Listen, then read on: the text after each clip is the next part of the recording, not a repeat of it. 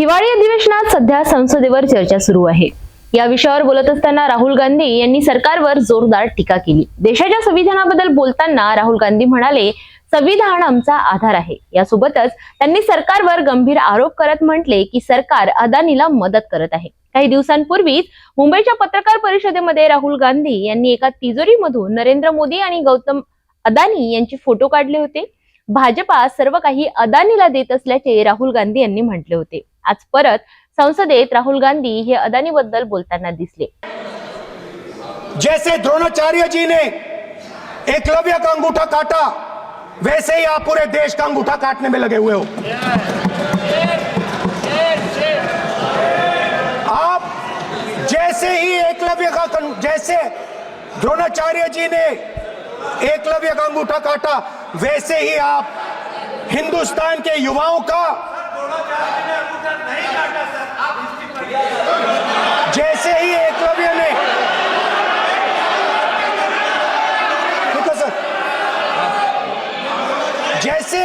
जैसे एकलव्य का अंगूठा काटा गया, वैसे ही आप हिंदुस्तान के युवाओं का सबका अंगूठा काटते हो।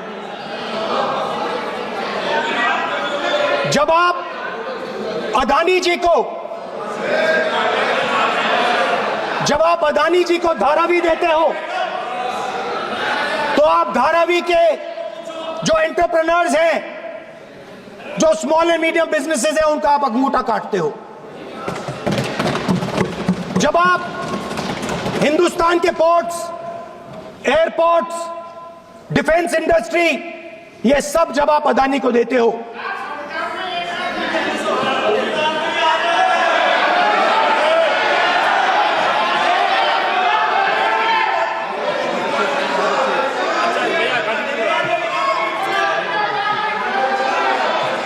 हिंदुस्तान के सारे जो फेयर प्ले बिजनेसेस हैं, जो ईमानदारी से काम करते हैं, आप उन सब का अंगूठा काटते हो जब आप अदानी की मदद करते हो। अदानीच्या मुद्द्यावरून केंद्र सरकारला राहुल गांधी यांनी धारेवर धरले। उत्तर प्रदेशमध्ये संविधान लागू नाहीये असंही ते म्हणाले। उत्तर प्रदेशमधील अत्याचाराचा मुद्दा राहुल गांधी यांनी संसदेत मांडला। पीडित मुलींचे कुटुंबीय घरात बंद असल्याचेही त्यांनी सांगितले। पुढे ते म्हणाले, सावरकर म्हणत होते, संविधानात भारतीय काहीही नाहीत। Savarkar has clearly stated in his writings that there is nothing Indian about our constitution. He has clearly stated that the book India is run by should be superseded by this book. And this is what the fight is about. Now, it's nice that all of you are so-called defending the constitution.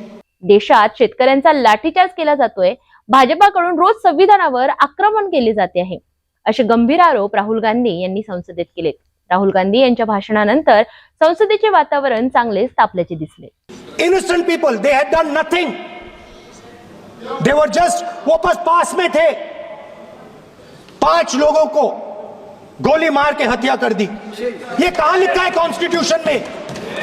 ये कहां लिखा है? Constitution में तो लिखा है prohibition of discrimination of grounds of religion. और जहां भी आप जाते हो, एक धर्म को दूसरे धर्म से लड़ाते हो, नफरत फैलाते हो। कहां लिखा है कॉन्स्टिट्यूशन में? कहां लिखा है कॉन्स्टिट्यूशन में कि एक धर्म को दूसरे धर्म से लड़ाना है? कहां लिखा है कॉन्स्टिट्यूशन में कि दलित परिवार को बंद करके अंदर रखना है और उनके अपराधियों को बाहर घूमने देना है? कौन से कॉन्स्टिट्यूशन में लिखा है? मुझे दिखाइए।